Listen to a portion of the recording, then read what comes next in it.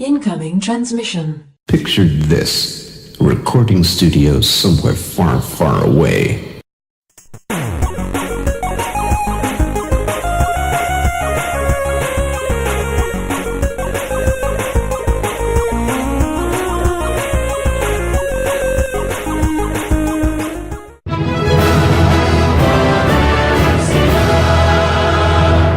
Welcome, Watchers of Illusion, to my Castle of Confusion. It's the 15th of October 2018 and I'm looking at, when it wants to load, Golden Axe. Yes, here we are. Released by Sega in 1989. Good old script writers. Oh wait, I don't have one. Okay, so basically it is Golden Axe, but it is only with a character. You can only choose Axe Battler, the Barbarian.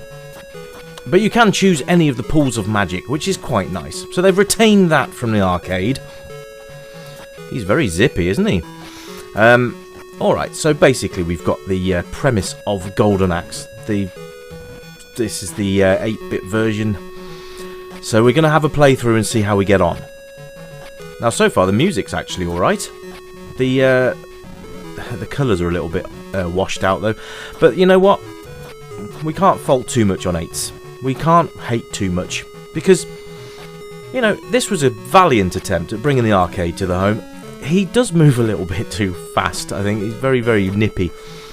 I'm not even going to attempt to run, because I think that's just going to make things worse. But I like the fact they've kept a majority of the level intact so far, including the ride-on beasties. I quite like that as well. The Valkyries looking a little bit like superheroes there. I don't quite understand that dress code, but never mind.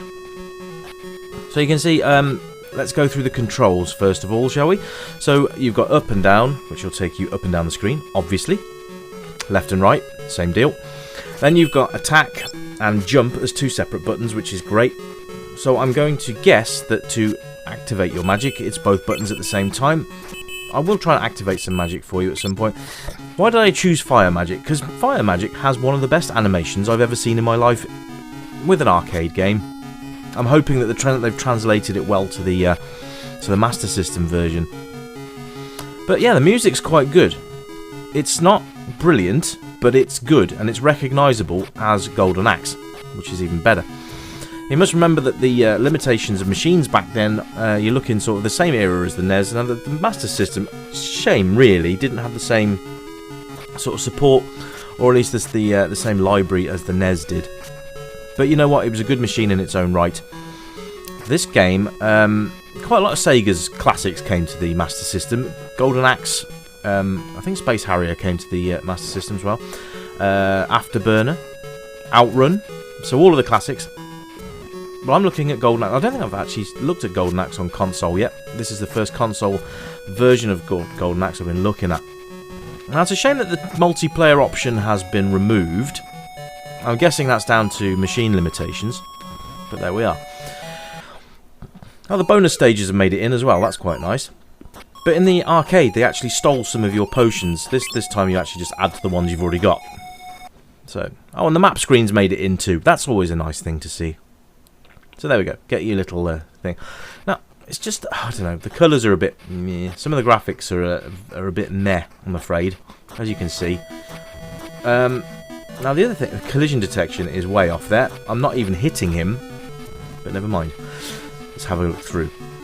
Yeah, the speed's a bit off-putting when Axe Battler runs, sort of like moving around the screen, is like turbo mode. It's not overly difficult at the moment for the first couple of stages. Now I have been told, through you lovely fans out there, that the Master System version of this actually gets quite hard. But from what I can see, most of the levels are intact. From playing through this anyway. I know we're only on level 2, but let's see if the fire-breathing dragons are in this stage. The rideable mounts all seem to be in there, which is nice. It's weird as well. The collision detection is a little off, and they have to be exactly parallel with you to be able to hit them. I've got a feeling that if you get swamped in from both sides, it's going to cause problems. And there's the aforementioned dragon, by the way. We should be able to ride on him. Now, the other thing I've noticed is that turning and things can be a problem, and sometimes your attacks get lagged a little bit. Has anyone else had this problem with Golden Axe on the Master System? Did you actually have this game? Let me know, because I'm always interested to hear people's thoughts. Because, you know, if you owned the game back in the day, did you complete it? Did you think this was a great version of the game? I suppose you didn't really have much choice until the Mega Drive version came out, which would have been more arcade perfect. But this was ported to the PlayStation as well at one point. So it's been on up-to-date consoles also. But yeah, it is what it is. It's a fairly okay port. It's not brilliant by any stretch, but it's absolutely, you know, it's recognisable as Golden Axe. And I think if you owned this back in the day, I think you would be fairly happy with it. The only problem is that you can't really play with anyone else. It's a one-player game. They did the same with Final Fight on the SNES. You had the multiplayer option had been removed, which was just weird. Final Fight Guy, I think, was the only player you could have in the original, but I don't know. There were reasons for it. I don't remember there being skeletons on this level. No, never mind. It's quite nice that they're pulling in extra sprites from other levels, though, which is nice. The dragon and any of the mounts will help you out quite drastically as well. I don't remember the level being that short either. Never mind. But yeah, it is Golden Axe. It is what it is. It's a good game. It's fun. And I think, like I said, you'd be quite happy, I think, if you'd bought this game in the day and were expecting to play an arcade version of Golden Axe in your home. This is sort of it. And like I said, the absence of the two-player does feel a little empty, gotta say.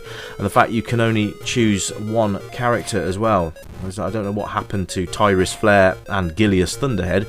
It's a shame that they are missing, but you know what? It's not a minor gripe, it's actually quite a major gripe. Why take out main characters of a game? You know, the two-player option, I can forgive that because of limitations, but to take out main characters, I mean, sure, that wouldn't have taken up too much of the cartridge space or memory or anything like that. I just don't understand why they would have removed. Just weird. Now, the other thing is you only have one continue, so you've only got basically 6 lives to complete the game with. Like I said, it does get harder later on. And this is only from memory, by the way, and also from you lovely guys filling me in on Facebook and other social media platforms that we are on. So there you are. But yeah, I'm trying to turn around there and it just wouldn't let me. So sometimes when there's multiple enemies on the screen, the control system just completely lags out.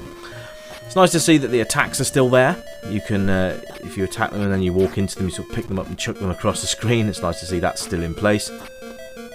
But it is sluggish in places, but then incredibly zippy in other places. That enemy just run off the screen for absolutely no reason whatsoever. But yeah, it's a valiant attempt, I think, at bringing Golden Axe to the consoles and bring it to home. There you go, so let's continue. I'm going to try and use some magic if I can, just so you can see that as well before I wrap up this review. But it's alright. It's playable, it's identifiable as Golden Axe, it's playable as Golden Axe, it's just got a lot of Golden Axe missing, which is a bit of a shame. But there we are. So here we are with the two baldies again. I'm going to use my magic on them, I think, and we'll call it a day from there, I think, guys. But I hope you've enjoyed the review, and I will be wrapping Sega Week up probably tomorrow or Saturday if I get some chance to do that. If there's any games you would like to see done on the last Sega review, let me know. Well, not last, but last for the week. Anyway, guys, that's it from me. I will catch you on the next one. You keep it retro, and yeah, I hope you have a great weekend if I don't manage to see you guys soon. Anyway, back soon with another one. Take it easy, stay retro. Bye for now.